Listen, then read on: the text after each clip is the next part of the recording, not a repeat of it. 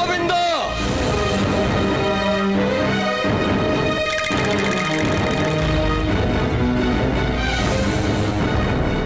আর শালা তুই আমাকে অপমান করছিস? আমাকে অপমান করার আগে তুই নিজে ভেবে দেখ তুই কি ছিলি?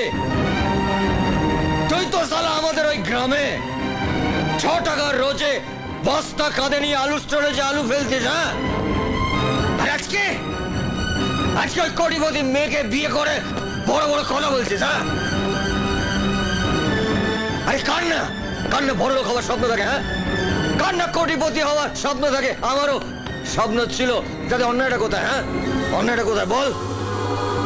একটা ভুল, শুধু একটা ভুল আমার আমার স্বপ্নকে ভেঙে দিয়েছে।